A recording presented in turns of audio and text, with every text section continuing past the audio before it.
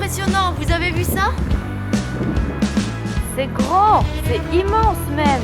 Ça porte des blocs de béton et on dirait même qu'il y a quelqu'un là-haut. Je me demande comment ça marche tout ça. Ah, bah j'ai qu'à appeler Gabi.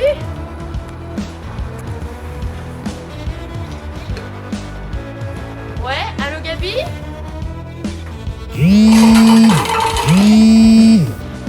Allô Tom?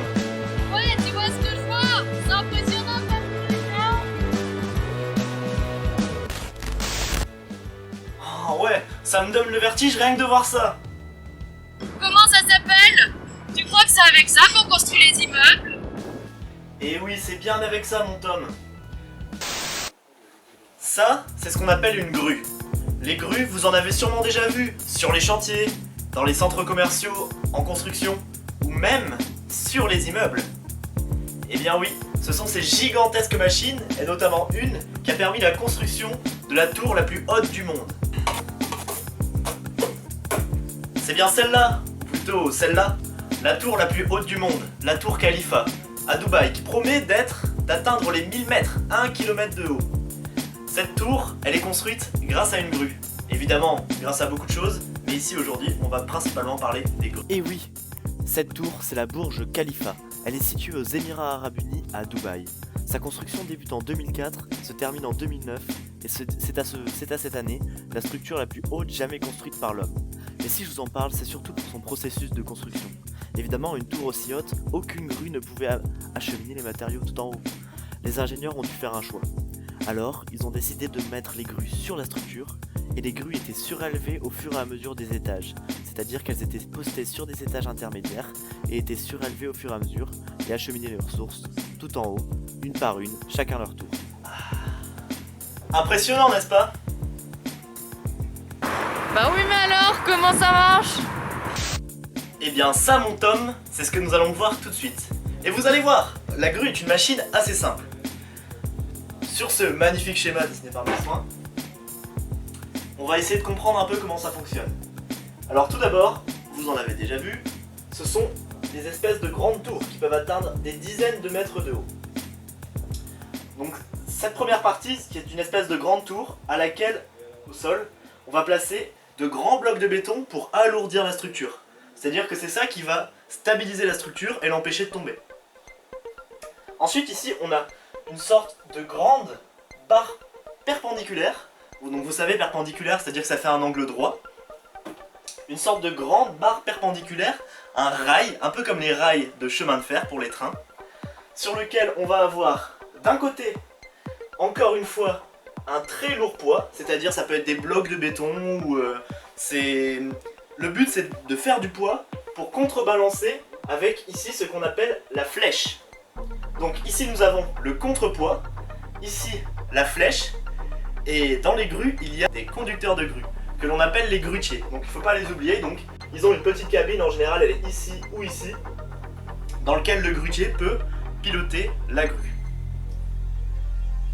La flèche, ici, cette partie-là, c'est la partie vers laquelle nous allons pouvoir soulever du poids, comme tu l'as vu tout à l'heure Tom, c'est au niveau de la flèche que nous allons pouvoir soulever du poids. Et ici nous avons un mécanisme de poulie. La poulie, nous allons le voir tout à l'heure, c'est un système qui utilise de la physique et de la mécanique, plutôt de la mécanique, qui va permettre de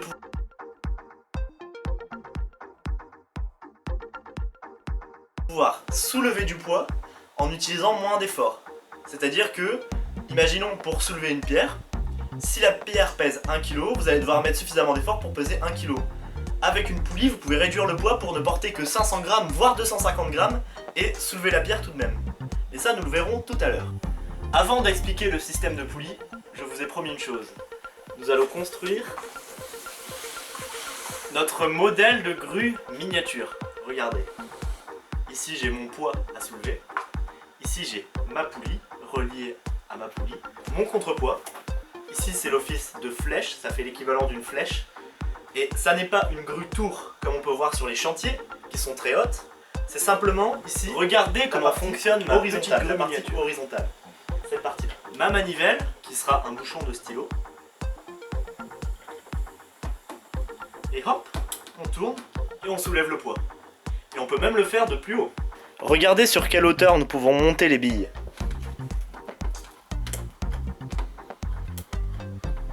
Regardez comme ça monte.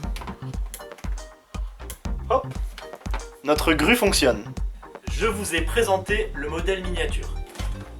Hop. Maintenant, à nous d'en faire un. Pour cela, vous aurez besoin d'une boîte en carton solide. Par exemple, ça c'est une boîte à chaussures, ça marche bien.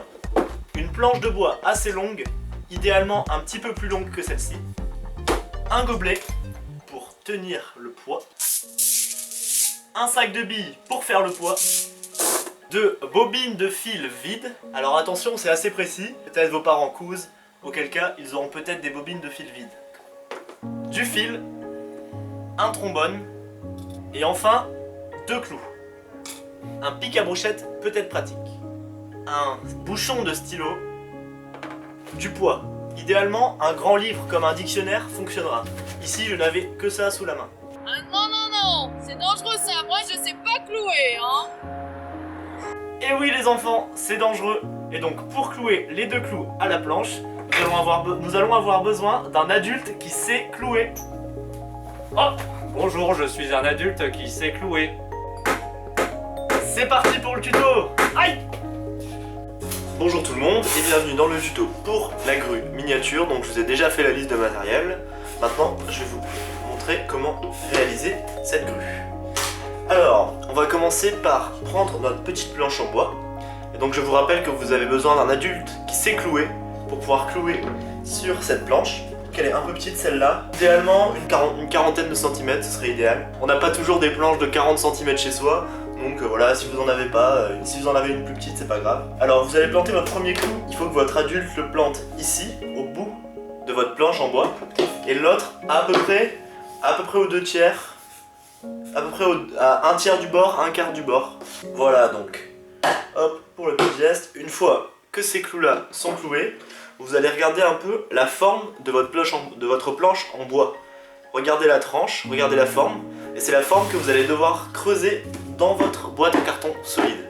Donc bon, en général, vous avez une planche qui est simplement un rectangle, un pavé, donc vous pouvez juste creuser un rectangle. Mais moi, voilà, j'ai une forme un peu spéciale. Il va falloir que je creuse cette forme-là. Donc c'est parti pour le creusage.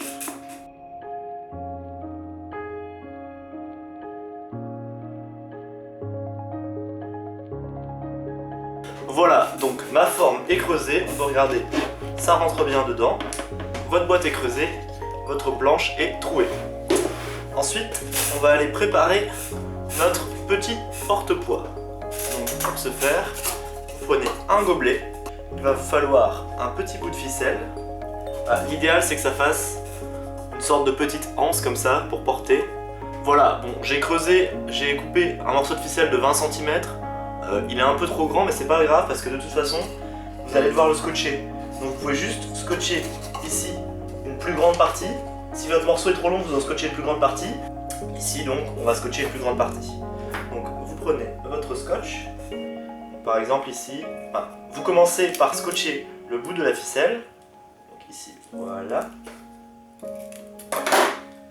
Et ici vous allez mettre la longueur. Donc voilà, moi je pense qu'il faut que je mette à peu près tout ça de distance. Donc, hop, vous scotchez. Voilà, on fait pareil de l'autre côté. Hop. Voilà, ça ce serait l'idéal comme anse. Donc ça veut dire qu'il faut que je scotche tout ça. Donc on bloque ici avec son doigt et on scotche ici. Voilà. Maintenant on rajoute du scotch pour renforcer. Bon, pas trop, hein. Faut penser à la planète. Voilà.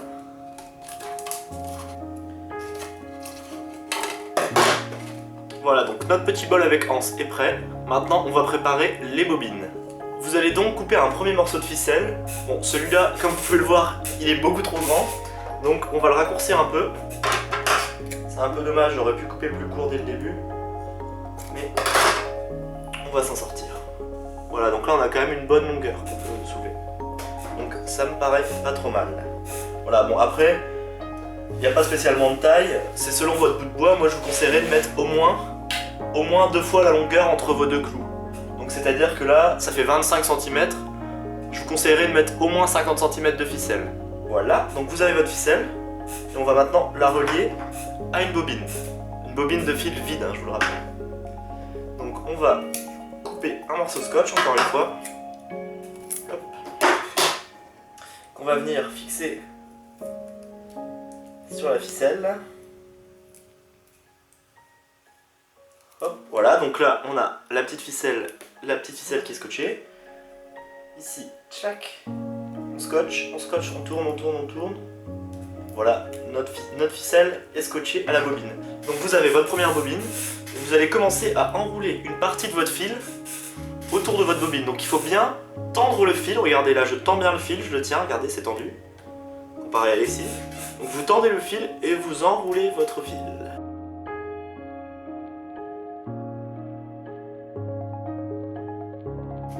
Ça me paraît pas trop mal. On va le laisser comme ça pour l'instant.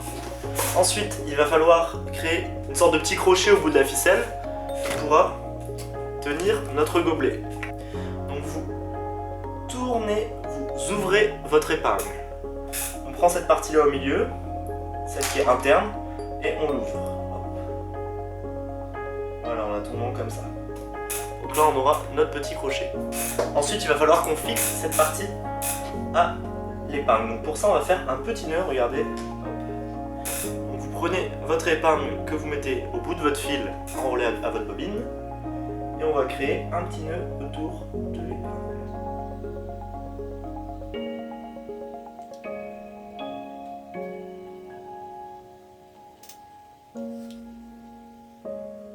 Voilà, ça me paraît pas trop mal. Donc ici on a un morceau de ficelle qui est ballant, on le découpe. Hop, voilà. Comme ça c'est bien au bout de notre ficelle. Hop. Donc on a notre petite anse et reliée à notre ficelle, à notre bobine. Alors maintenant, vous allez prendre votre planche en bois et votre boîte en carton. Vous allez mettre votre planche en bois dans l'encoche que vous avez faite dans la boîte en carton. Alors attention, vous voyez qu'ici c'est un petit peu ballant. On a deux options. Soit, moi ici j'ai percé un trou avec une perceuse pour pouvoir y mettre un pic à brochette. Ici c'est bloqué, c'est pas ballottant. Bon, c'est l'option idéale, mais tout le monde n'a pas de perceuse chez lui. Si jamais votre parent qui a cloué la planche a aussi une perceuse, bon voilà, il peut faire un petit trou dedans. Sinon, la deuxième option, c'est de scotcher, en fait, cette partie-là. Bon, alors j'ai un peu improvisé, parce que ma planche tenait pas bien. Donc j'ai planté, donc évidemment la meilleure solution c'est d'avoir une perceuse. Bon, je suis parti du principe que tout le monde n'avait pas de perceuse, donc c'est un peu compliqué. J'ai planté un pic à brochette au fond de la boîte, que j'ai placé vers ici la flèche, et j'ai scotché le pic à brochette à la flèche. Bon voilà, effectivement les pics à brochette ils aident pas mal, ça permet de faire des tuteurs pour la planche et ça tient bien, donc c'est plutôt pas mal. Donc repartons sur notre expérience. Donc là on a bien avancé. Maintenant il nous reste à placer les bobines. Hop. Voilà, vous placez vos deux bobines, donc celle-ci, celle avec le fil en bas, l'autre en haut, celle qui est vide. Voilà. Et ici on va placer notre gobelet pour le poids. Ok, donc nous avons notre boîte fixée à la barre, plutôt la barre fixée à la boîte, nos deux petites bobines, notre poids, enfin pour l'instant juste le contenant de notre poids, ainsi que notre petite manivelle, donc notre bouchon de bic, notre ficelle. Si vous tournez votre ficelle, vous soulevez votre poids. Voilà, donc pour maintenir la structure, on peut mettre du poids sur la boîte en carton. Voilà, vous pouvez changer de bobine, ça pose pas de problème. Parce que de toute façon, il n'y a pas de restriction sur les bobines. Là, hop, voilà. Donc là, ça fonctionne bien, ça fonctionne mieux avec cette bobine-là. Et donc maintenant, il ne nous reste plus qu'à mettre un peu de poids dedans. Donc j'ai ici un petit sachet de billes.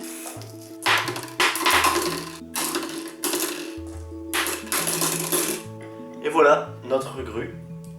Alors, c'est difficile, mais ça va, ça se fait. Hop, notre grue fonctionne. Quand on tourne la petite manivelle, ça fait remonter le poids. Et donc c'est comme ça que fonctionne. Bon, c'est pas avec une manivelle, tout ça évidemment il y a des moteurs, mais le principe de la grue, vous allez avoir au fond donc ici plusieurs bobines, donc plusieurs poulies. Donc ça je vais vous l'expliquer dans la vidéo. Et évidemment tout ça c'est en hauteur, donc c'est à dire que c'est sur des tours qui font plusieurs dizaines de mètres de haut. Et ici vous avez un rail qui déplace la poulie, c'est à dire qu'en gros c'est comme si nous notre clou, on avait plusieurs étapes de clou et qu'on pouvait bouger notre poulie pour en fait pouvoir prendre un poids qui est ici, qui est ici, qui est ici, qui est ici. Donc voilà, notre petite grue fonctionne, c'est assez satisfaisant et assez amusant. Et vous pouvez même faire ça sur des hauteurs. Ici on peut le faire sur une hauteur. Voilà, on va larguer du poids. Hop.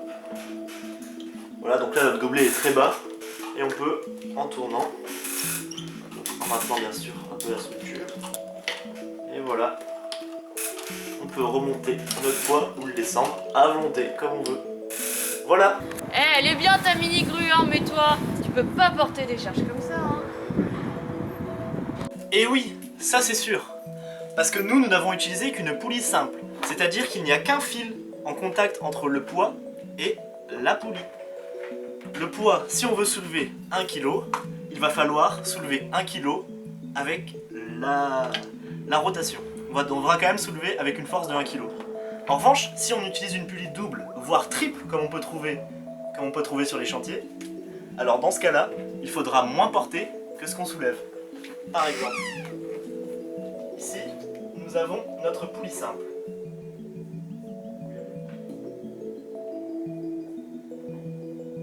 Donc ici, nous avons notre poids d'1 kg. Pour soulever ce poids, il va falloir appliquer une force d'1 kg. Voilà pour le poids d'1 kg. Mais si nous avons une poulie double comme sur les grues, c'est-à-dire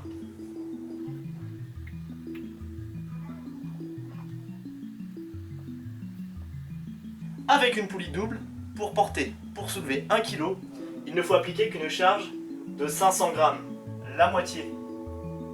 Nous avons donc économisé la moitié de notre force, parce que la moitié du poids se répartit dans chaque fil. C'est pour ça que dans les grues industrielles, nous n'utilisons pas des poulies simples, mais bien des poulies doubles. Les poulies doubles sont donc très pratiques pour soulever de charges très lourdes de plusieurs tonnes. Wouah, c'est génial! Donc en fait, on peut porter des objets hyper lourds sans se fatiguer. C'est trop bien ça! Mais, et lui là-haut, il risque rien? Parce que ça fait haut, hein, faut pas avoir le vertige. Et en plus, ça souffle là-bas! Eh bien si, c'est un métier assez dangereux que celui de grutier. Par exemple, lorsque les vents sont trop forts, il débloque le mécanisme de mouvement de la grue, ce qui la fait passer en mode girouette.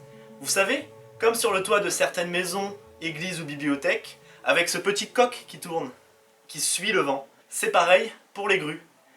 Voyons ça tout de suite.